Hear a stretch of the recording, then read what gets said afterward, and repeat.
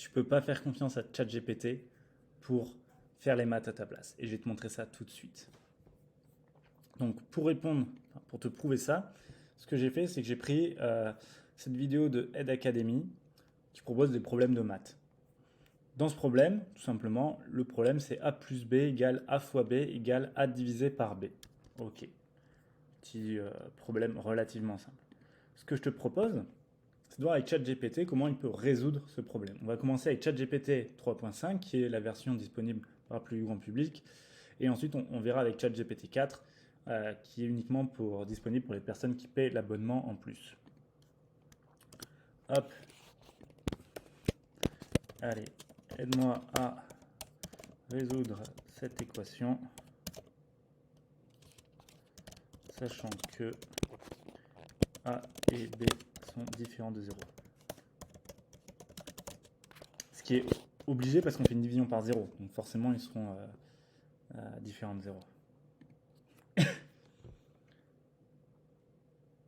Donc déjà on voit qu'il a bien compris le problème. Ici il a bien synthétisé. Ah, étonnant. Mais là il a réussi direct. Ça a été extrêmement rapide et extrêmement efficace.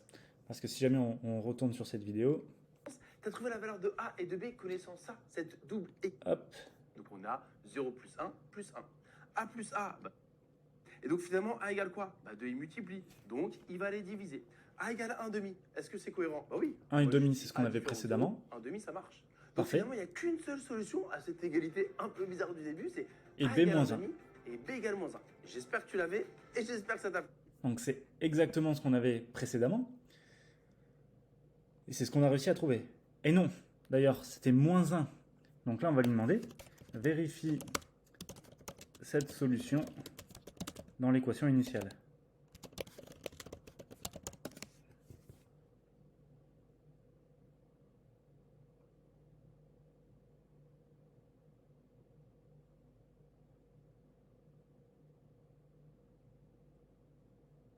Donc là, on se rend compte qu'il nous a proposé une solution qui est fausse. Il nous a dit qu'elle était bonne. Donc, on ne peut pas faire confiance à ChatGPT là-dessus, on s'en rend compte. Donc, ce que je vous propose, c'est de voir maintenant si jamais je reprends cette même équation et je le propose à ChatGPT 4 pour voir. Avec le même prompt.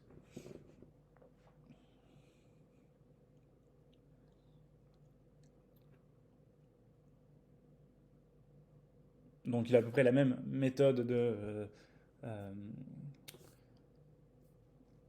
il a pris la même méthode que précédemment. Ah, la méthode pour se débarrasser de la fraction est différente.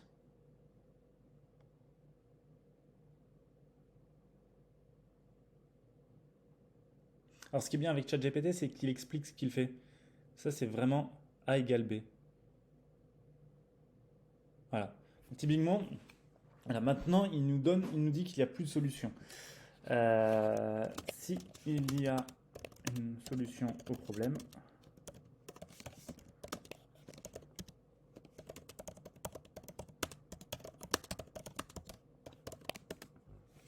donc, c'est ça qui est assez intéressant. Donc, avec ChatGPT, c'est que il faut toujours vérifier ce qu'il nous dit, parce qu'il peut dire des choses fausses. Et par contre, ce qui est voilà, assez intéressant aussi, c'est que on peut avoir un ping-pong avec, et il peut finalement arriver à nous donner le bon résultat. Aussi, il y a des fois, il va nous donner les bons résultats, et des fois, il ne va pas nous donner les bons résultats. Il va fonctionner finalement presque plus comme un humain que comme une machine, parce que finalement, un ordinateur aura tendance, quand je dis ordinateur, c'est un ordinateur dans sa façon classique de travailler, de nous donner toujours le même résultat en fonction de la même entrée. ChatGPT est très différent. On peut lui poser plusieurs fois la même question et va nous donner des réponses différentes en fonction de, je ne sais pas exactement quoi, mais de sa façon d'appréhender le problème à ce moment-là, du chemin qui... Là, on peut... du chemin qu'il souhaite emprunter. Cette méthode n'est pas la bonne.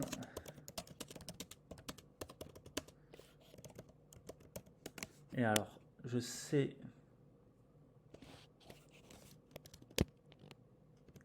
On va appeler Toto, comme ça, je sais que c'est là.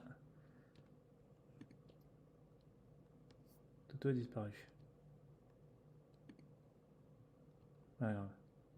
Alors, je retrouve mes petits. Parce qu'il a déjà réussi à la résoudre.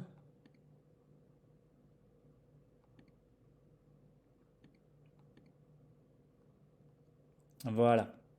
Ici, il a réussi. Donc, on a utilisé le modèle ChatGPT 4.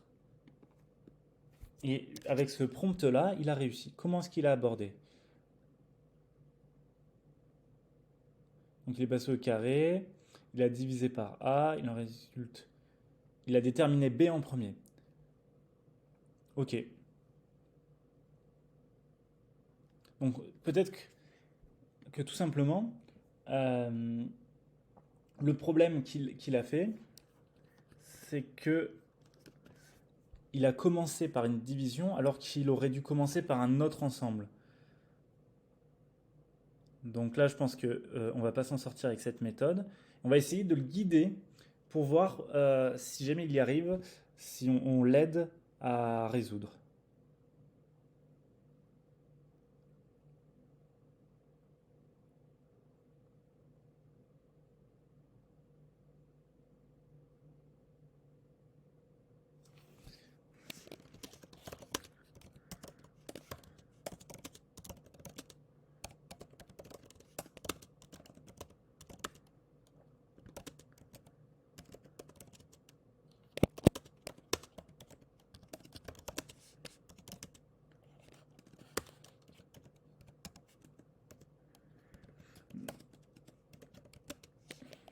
Alors, je vais commencer à lui demander de résoudre en commençant par cette égalité là. Alors, par l'égalité celle-ci.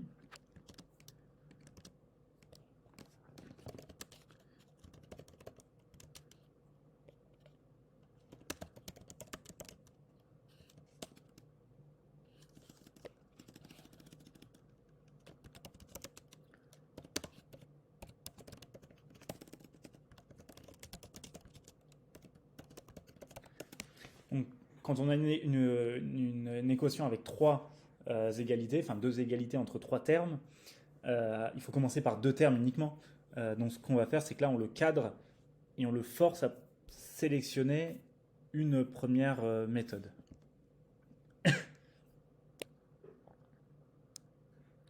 Ainsi, b égale 0.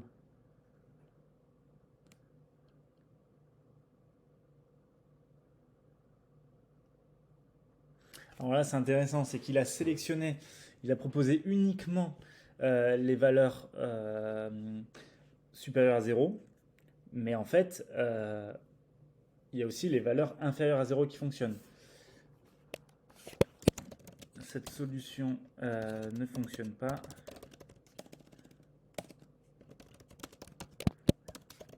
Tu peux utiliser les valeurs négatives. Donc là, on va tenter avec des valeurs négatives, voir si jamais il arrive, si on le guide un petit peu, à trouver le résultat.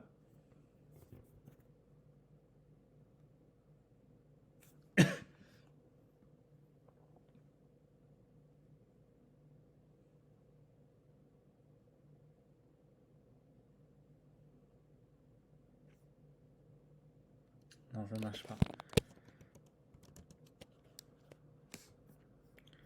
On va retenter en repartant.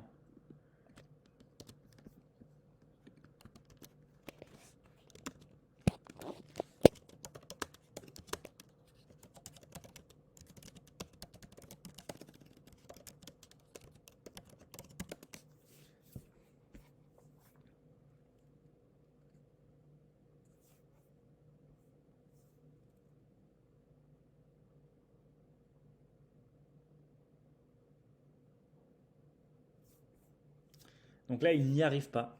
Il n'arrive pas à trouver de solution. Et c'est une autre méthode.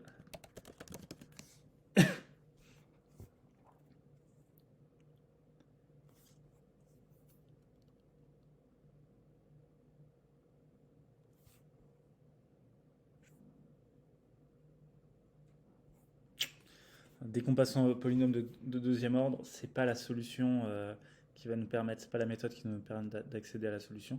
Donc là, on se rend compte